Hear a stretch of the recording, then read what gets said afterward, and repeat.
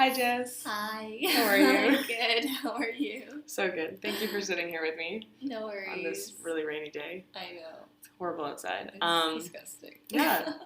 I mean, I guess it's April. I know. Showers. All the showers. We're going to talk about your piece that you choreographed called Modul or Modul, whatever people want to interpret it. Yes. That premiered at Ryerson's Choreographic Works in March. Yeah. Well, that was a while ago. I know, right? So let's talk inspirations. Like, how did you come up with the concept? So I guess like my original idea wasn't exactly what like came through at that with the final project. But I brought together like a group of female women that I like really enjoy working with, and I really enjoy like just speaking with generally. And we talked a lot about like just a woman's place in society, and like just the experiences and the feelings. So we talked about current day things. Like one rehearsal, we just literally spent talking. We talked about current day things. We talked about personal experiences and all that, and it didn't really show so much that it was about that, but that was our initial like start going into the process. And then I kind of just had one set phrase that I wanted to work with to see how we could break it down or change it up, or how like wear it out almost, like how it can change and evolve but stay the same. So majority of the piece came from just like one small phrase of like maybe like 3/8, not even. Cool. And then from there we took more material, we made more material based on that phrase, so I created another phrase. And then we ended up adding a little bit of partner work that was like a little bit separated from the phrase. But most of it was about repetition and what happens with repetition, because it's almost like in studio there's so much process that happens and so much is missed on stage. So it was kind of like, it was a little bit task-based, but like not really at the end, you know? Yeah. But yeah, it kind of just evolved, and then it became this very angular, like, robotic thing. And that just happened kind of naturally, I guess. But it's interesting because it all came just from talking about, like, individual experience and, like, how we are expected to act a certain way as women, or, like, you know, that kind of thing. Totally, yeah. And then I think my idea with, like, the repetition was, like, this, like, pattern or this expectation and how it gets broken, maybe? Something like that. Yeah, no. Yeah. This all sounds so, like, clear from when I saw it. Like, it makes sense that that's how the process went about. Yeah. And I love that you, like, chose to bring women forward and sort of bring that relevance, especially with court and society right now. Yeah, so much to unpack. Okay, so let's talk first about the phrase. Creating it and then kind of like destroying it and wearing it out, like you said. Yeah. Was the phrase initially supposed to feel just very like a move? Did you want it to evolve, or I think I just created it one day, and then I was like, oh, I kind of like this, and let's see what happens from it. It wasn't like, I didn't put like that much thought into it, actually. Cool. And I didn't really know if that was going to be the phrase that I used. It was just kind of like an idea that I wanted to put forth, like when I was like working with them in process and like workshopping ideas, and then it just stuck. So it was interesting because it was like kind of just completely separate from the idea. And like what I did with them in the beginning of the piece, it's like everyone had a different task, and like they all did the same phrase, but the phrase was done differently. So one person was doing it really quickly, like a group of people were doing it like really slow, and like they, I think, only got through the phrase once, while like the group in the middle, who was just doing it like at an almost like regular pace, a little bit more like a little bit what's the word, like with a little bit more like Like rigor, or kind of. It was like a different quality. A different quality, yeah. But they like got through it 4 times, whereas like the group that was doing it like slowed it once. I feel like that having that like, and then the different. I don't know why I'm doing this with my hands, but I like the different sort of qualities of movement they say, and like speed, tempo, orientation, whatever. For as an audience member, like I'm watching it and I'm thinking that they're doing different things. Yeah. But it's all the same phrase, like you said, and that's so smart that you can kind of like change the way that people are watching the phrase. And I love the idea of like wearing it out. I think that's so interesting. Yeah. And it helps, again, as an audience member to like really understand what you're trying to say with your movement. Yeah, because at the end of the piece, I have the dancers like use the phrase material, but like do it at their own pace, at their own order, like kind of like an improv thing for them to explore. So like kind of the whole piece, it becomes like a process the whole time, which is nice. That's really cool. I mean, it's hard within the time frame that it was put in, but that was kind of the initial idea. Yeah, like it's very movement based, very kind of like explorative, I guess. Yeah. And I love that like it kind of evolved over time, like you said. It totally, the idea of it changed from when it was performed, and it became this robotic thing, like you said. With the costume, the like button-up shirts sort of again displays that idea that we're supposed to be women, they're supposed to dress a certain way. Yeah. You put them in male form-fitting clothes, like, but it brought such a bounciness and like a, you know, like I'm wearing over like baggy clothes right now, and it displays something different as a woman. It just like why did you choose that costume? It was kind of like more of like a neutral, like an idea of neutrality for me. I think it was just like, okay, well, they were men's like button downs that I found at like Valley Village. Yeah, nice. But it just like made it less like they are women or they are this. Like it was meant to be kind of just like a neutral like shirt. But I guess it is like it kind of ended up reminding me of like a businessman because they were like businessmen like button down shirts, like pinstripe. Which was interesting. Yeah, it kind of like reminded me of like I don't know what it ended up being, but I liked that it was. I just like wanted to like give them a neutral like outfit. I didn't want it to be like very like quote unquote feminine or like very anything. Like I didn't really want it to be that much about the clothes. Cool. I think. That's okay. Yeah, no. Just something I noticed. And it definitely stood out for me. Yeah, it ended up being something, but I'm not actually sure what it ended up being. I love that. And with the lighting too, like it sort of made me feel like really dark and intense into the women. Yeah. When, you know, usually women are supposed to be like happy and bright. Like it was really nice to... It ended up being darker than... Yeah. I actually tried it. I tried to put like a warmer light on them. I actually initially had them all in like I wanted them to be in all white or like beige tones. Like beige like gray, light gray kind of colors. Okay. But then that like it didn't end up looking the way that I wanted it to.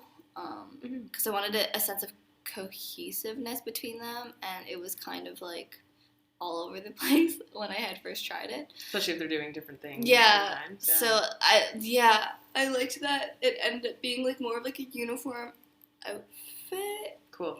But then they were also different within it, which was really interesting. Mm-hmm. Yeah. Totally. But yeah, so I wanted a warmer light at first, but then it ended up being like a really dark blue tone, and it looked like a lot nicer and a lot more powerful in that way. Yeah, I don't really know what the lighting was supposed to represent. It just like added kind of like an environment for them, I think. I'm not really sure the environment either. Yeah, I mean, it just like kind of set a tone.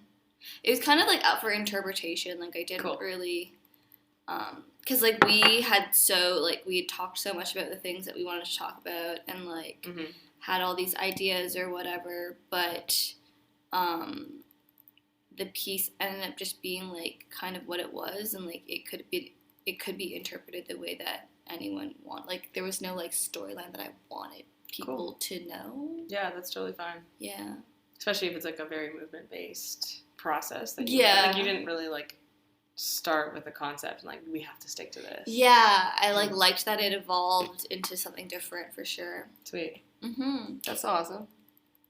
I just watching it, even the first time I saw it, I was like, oh, we need more of this at Ryerson. Like, it's grounded, it's into the floor, it's, like just the movement. And I love when they like sit into themselves, like with their knees up and their hands just kind of like resting. Like, it's very casual. Yeah, like but pedestrian, but not. Yeah, I think that's also what ended up happening with those costumes, because they're like kind of familiar. Like you recognize where that like comes from, like the button down like esque thing. But so it makes it more like human, I guess, in a way. But then they're also really robotic, so it's And I like wanted them to work a lot on like their focuses, because it's such a robotic as like simple like movement, like what they can use like with their like expression, like kind of talking about like the like referring back to the experiences and all those things that we like mentioned, like how they can use that and use like this dance to like kind of like explore that, even if it's not like very obvious. Right. It doesn't have to be. Yeah, and I think that's like what is important with dance is kind of like using or like talking about things that are important to you and like exploring that through your movement and saying something. And like if I could go back and do it differently, I probably would. Like there are more, like I think that a bigger statement could have been made, but I think that like it was kind of a nice start for me choreographically, because I don't really choreograph a lot. Okay. Yeah. Just like one of your first. Yeah, like I don't.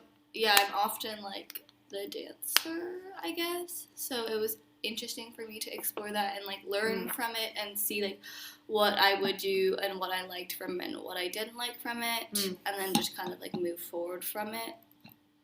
Yeah, like even when we worked on your other piece for the auditions, like it was very collaborative, very process based, which is so nice to like sort of break the barrier of like you're the choreographer, you say everything. Like you were very open to us like feeling it out and taking the time to feel it out. And I think that also comes from me like as like a dancer. Like I like being able to explore a little bit.